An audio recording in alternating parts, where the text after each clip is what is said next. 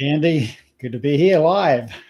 Absolutely. And if you're new to the podcast, you're new to our work, we help consulting firms solve a common growth challenge every week. This week, we're going to talk about how to win clients on LinkedIn through authority positioning. But first of all, a bit of a brief intro. Greg, can you tell us about you and your company? Yes, well, my company is Business Flight Path, and we work with owners of professional service firms, consultants, coaches, advisors, helping them to become the authority in their field. We have a program called the Strategic Authority Marketing Program, which helps people identify who their premium level clients are. Also how to differentiate themselves from their competitors, and then how to create an attraction system to generate leads and convert those leads into clients. Fantastic. I'm Andy Marmont, as I said earlier. I'm CEO and founder of Concurve Content Marketing. We help consulting firms generate consistent quality leads and increase customer value in this new digital economy. So let's start with LinkedIn. And I know it's a big topic for everyone. If you're watching or listening, you want to use LinkedIn to get new clients. Today, what we're going to do is basically talk through probably the three key areas where we think consulting firms can get a lot of success from, the three accelerators. We'll share some stories about what's worked and what hasn't from our own experiences and from our clients.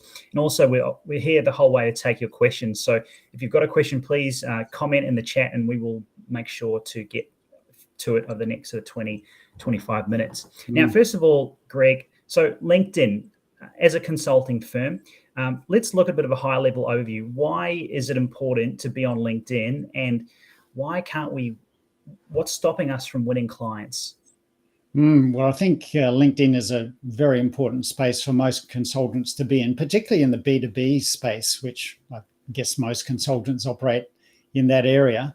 And because there's a huge percentage of decision makers in businesses that are on LinkedIn. So just being in that space is typically also the first point of reference for someone. Even if you're being introduced to somebody, they're probably going to look you up on LinkedIn, and probably your website as well. But LinkedIn often comes up the top of any search through Google, and so you need to be there and have the appropriate profile there that actually resonates with your target market. And I think, as you asked, why don't we tend to generate enough or more leads through LinkedIn? And I think that's the first error I see many people making, is their profile reads more like a CV than a sales page. And I guess that's a legacy of why LinkedIn was developed, and it typically was a place to put your CV, and it was laid out in that structure. And a lot of us have just fallen into the program of fill it out the way everyone else fills it out.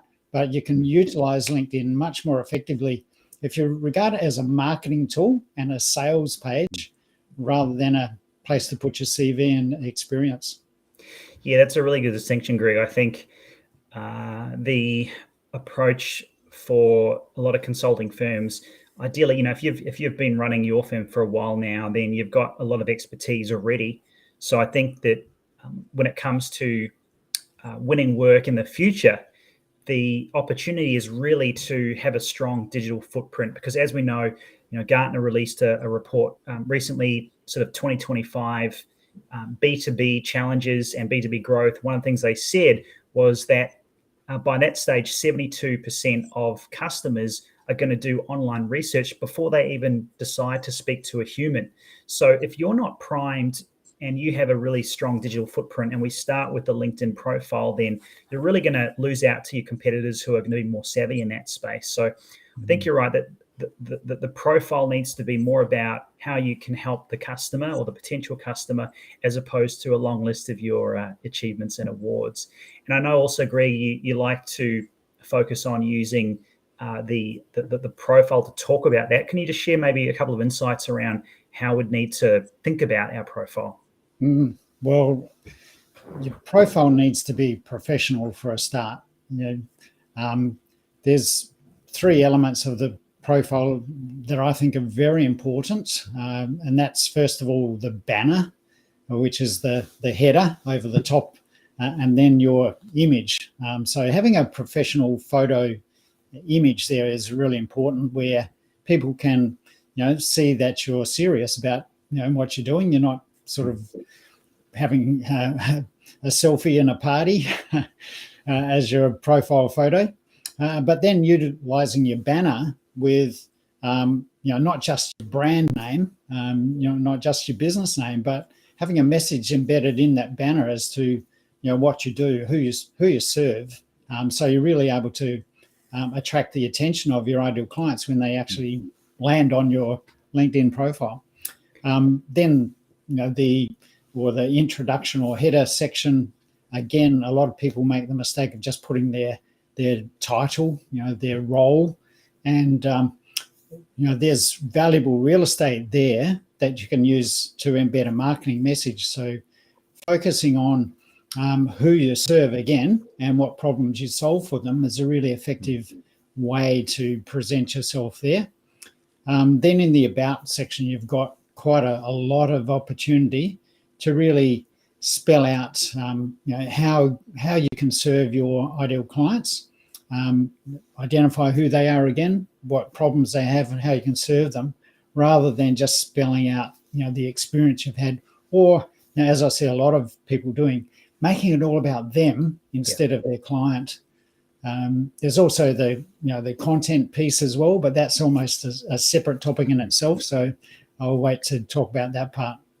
Yeah, I think I guess a takeaway there for me, Greg, is really use your profile like it's a marketing brochure. So people are going to be searching for your type of expertise, particularly if you've got a niche. So make sure your profile in the headline is specific to the type of person you want to attract and the sort of value that you offer. But also in your profile, make sure that you reference the sorts of outcomes that you do and also the area of expertise. So it's really a chance to have not just a reference point, but also as an inbound tool. We want to use that as our first piece of research that customer does. They go to your LinkedIn profile because that will come up probably more.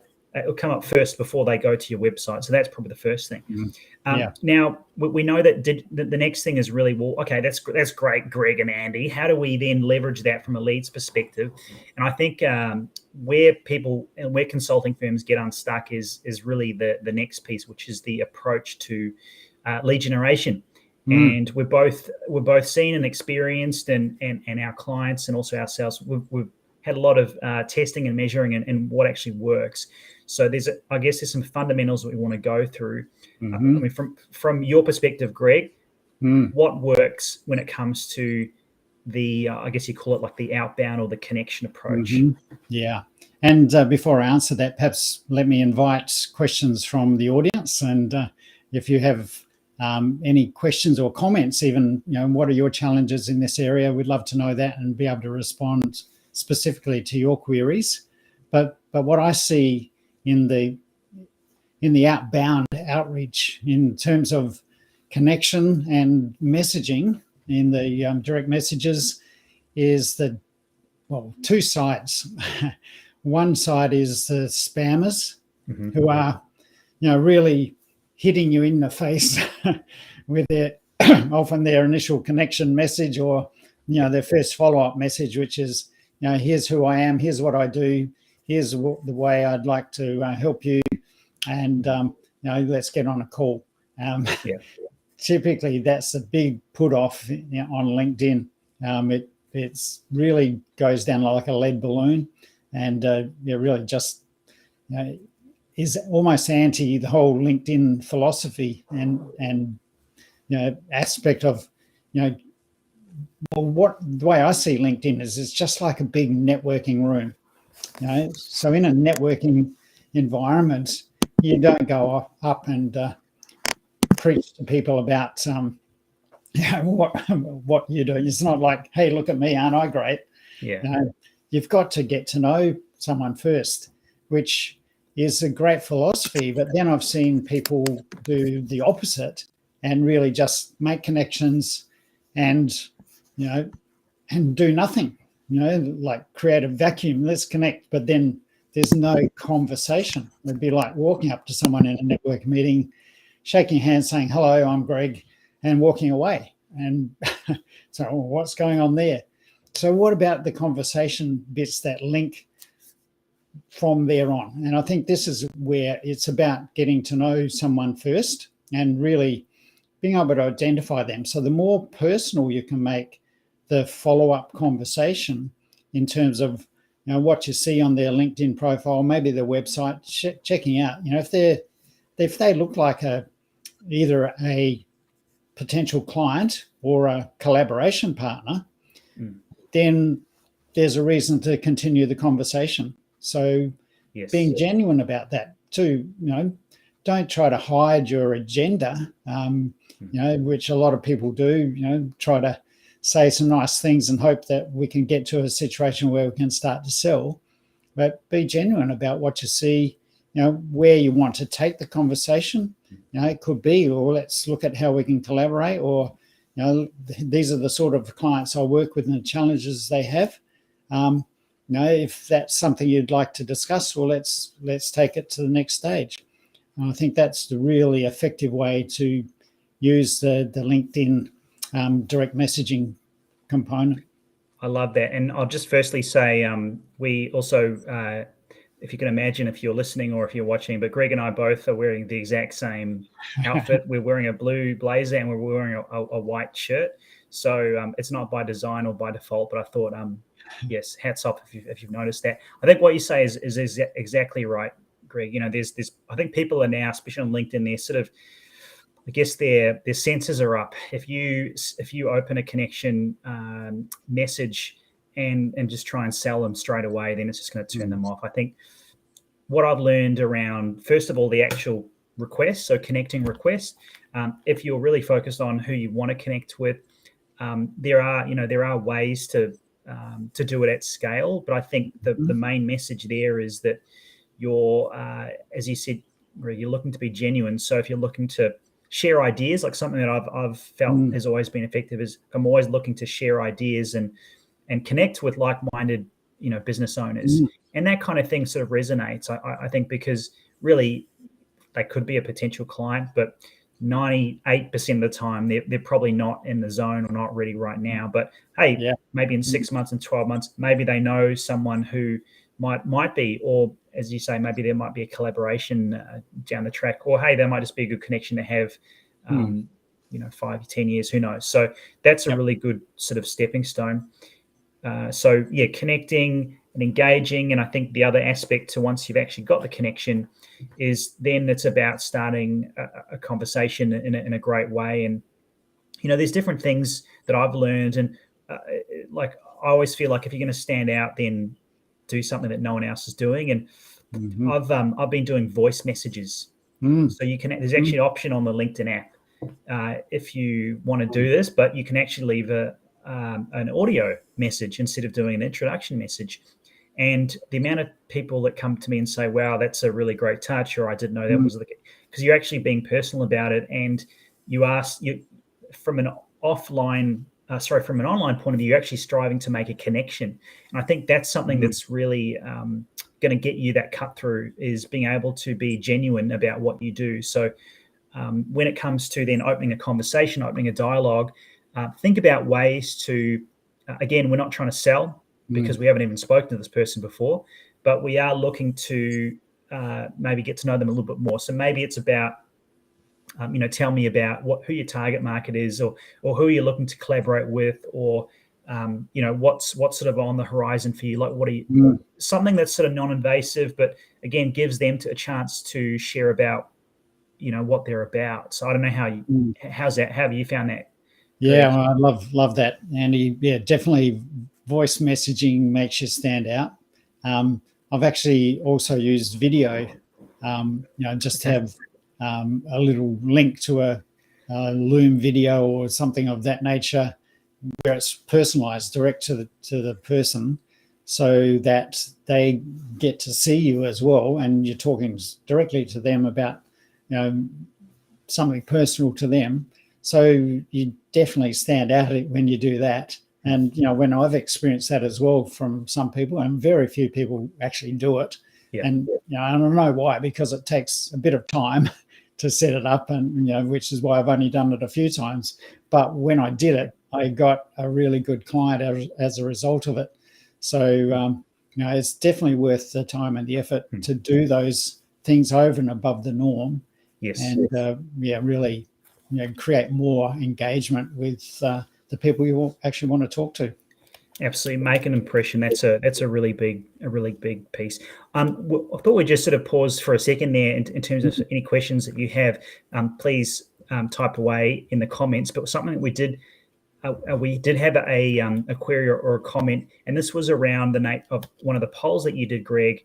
You asked your audience about what your specific challenges on LinkedIn are, and there was some really interesting results around what the priorities were. So could you share maybe just briefly, what did you find out there?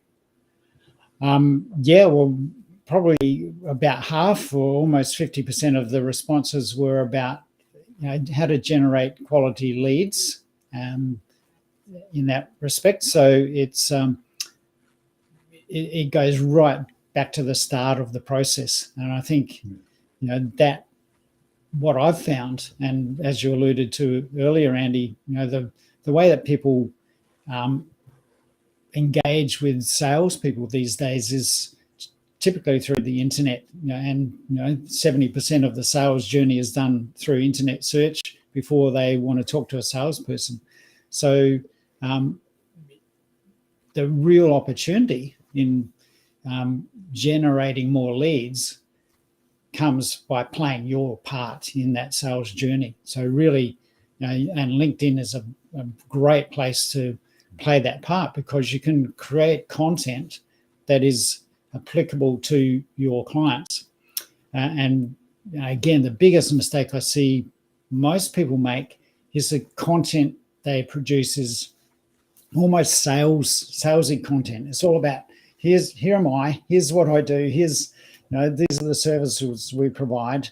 It's self-promotion rather than educational type content. People don't want to know what you do until they know what you're capable of and is it relevant to them. So when we create content on LinkedIn, the sort of content that gets engagement is content that's helpful to people and actually gives them a clue on how to succeed or to overcome their problems or challenges. So the sort of content we need to be producing to generate the start of that lead flow and engagement process needs to be focused on your client's problems rather than on you and what you do. So that's a real key to starting to generate leads, and particularly inbound leads. When you produce content that's relevant to your clients and is helpful to your clients, they can start to learn about how to solve the problem, and they start to see you as the authority because you're the one who's starting to educate them and show them the way forward. Absolutely. The comments, the content is such a big part, and I just want to. I'll come back to that because it's really important. Sarah has been kind enough to ask a couple of questions. The first is, at what point are you adding those video or audio touches in, earlier or later in the process? Great question, Sarah. I've experimented in different methods, but I feel like the most the best way to do it is right at the start, because you want to create an instant. You've only got a very small window to get that build that relationship. People move on. People not on LinkedIn all the time. So if you can think of what's going to be the easiest way for you to make an impression, and so that's why I'd go with video audio at the start. What do you reckon, Greg? Yeah, I agree. As early as you can. However, the time factor does play a part here. So in the way that I've used it, I've had a series of written messages that I try to use to engage and get some response from my connections. But where I've used the video effectively was at the point where it's almost like, well, last resort. If you're not going to engage with me, then here's my last ditch effort. So creating the video and talking to them and say, well, we've had a bit of interaction, but I'd really love to talk to you. So I'm coming on video to show you who I am and that I'm a real person and not some spammer. And if you'd like to engage, let's talk. And that was effective for me when I did it that way. So that's really good. 3 or 4 messages before that, and then use the video as the last ditch. Yeah. Fantastic, Greg. Well, we'll thank you, Sarah. We'll Sarah's got come back to that. Yes. Absolutely. Yes. So Sarah asks, a common piece of advice I've often seen is get your leads off LinkedIn and onto your own pipeline system ASAP. What's your take on that? Well, I'll let you take this one to start with, Greg. Yeah. What do you reckon? Well, I think you can't sell on LinkedIn.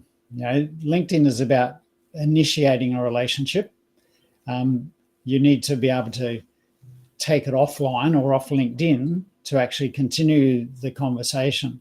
So there can be a number of ways you do that. Ideally, the way most consultants get business is by talking to people, having a real live conversation. It might be face-to-face or it might be on Zoom, much more of that these days.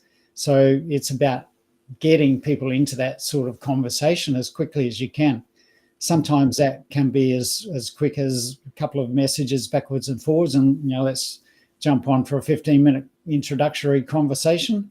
Or it might be there's some content that I think would be useful for you to read or watch.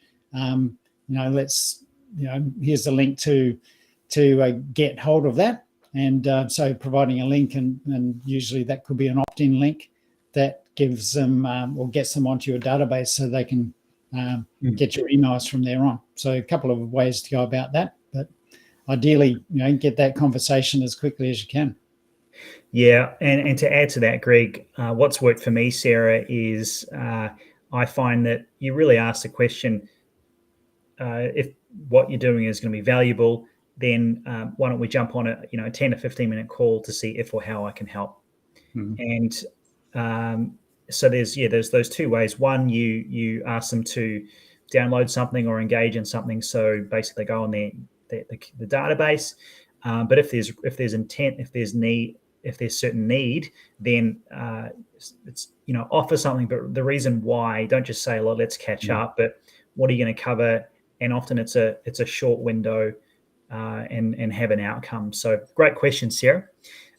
So we were just sort of touching on, Greg, our last point around the 3 pieces, the 3 accelerators to consistently win clients on LinkedIn. The first was having that profile. The second was the outreach, the connections, messages. And the third piece is content. So something that I think a lot of people don't think about is actually the comments.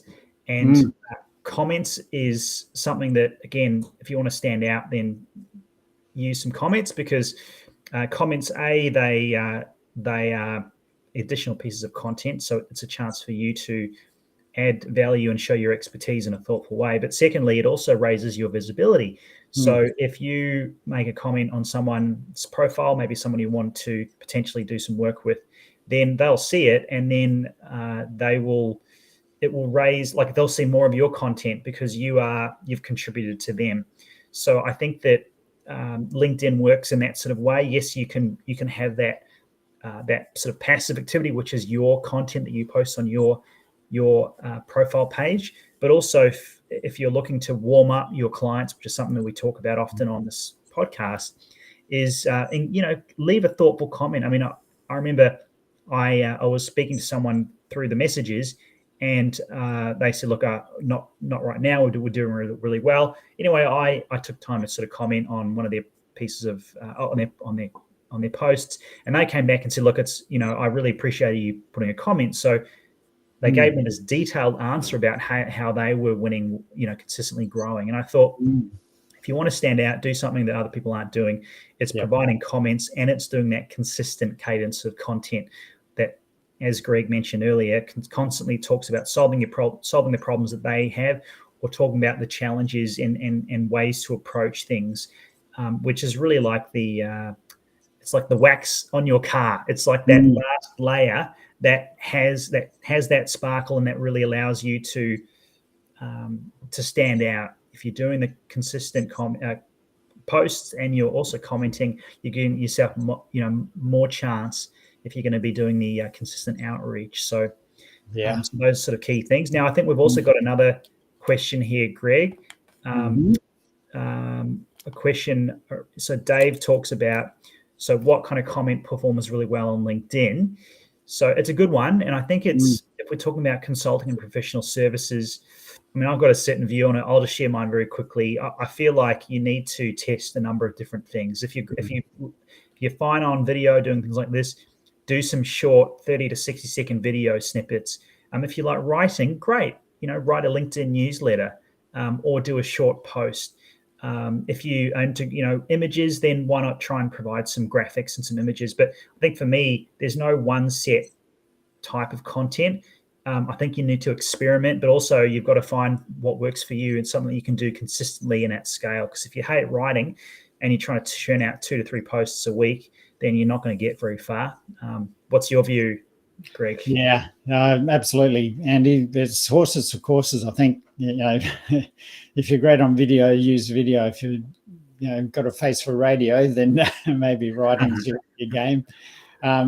Definitely written posts, but ideally a combination of those two media, very valuable. So writing and video.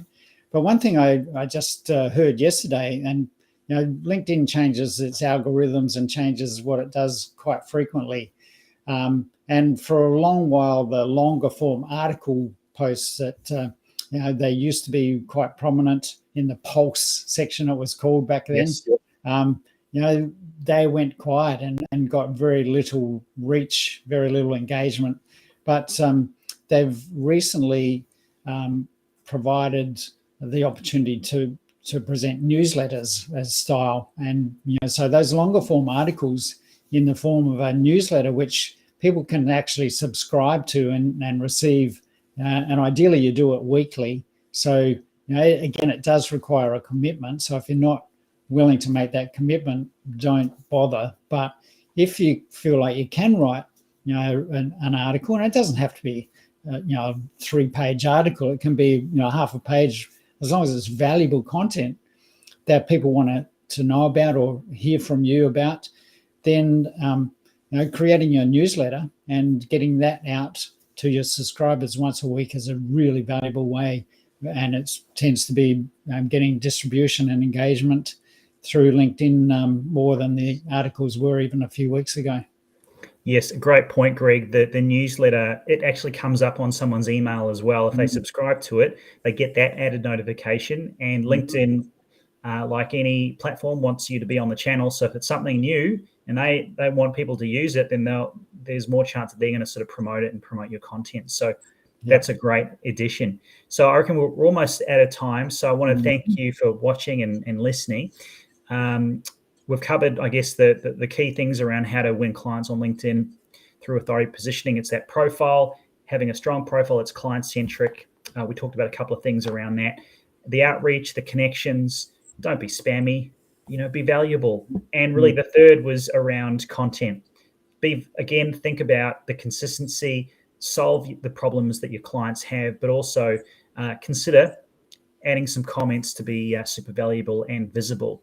So, thank you for watching. Now, Greg, where can we find you? Okay, well, naturally on LinkedIn. Just search for Greg Roworth on LinkedIn and I'll come up fairly prominently. And also my website, businessflightpath.com. And, speaking of content, obviously we couldn't tell you everything that we know today in half an hour. So there's plenty more content if you want to continue the conversation and learn more about the whole process of becoming an authority in your market. Then hop onto the website and there's plenty of free content that you can get access to from there. Awesome. You can find me Andy Marmont on LinkedIn, or our website is concurve.com.au. Special thanks to Sarah Higgins for helping set us up, as always. And thanks again. This has been a LinkedIn Live version of the Accepted Authority podcast. We'll see you next time.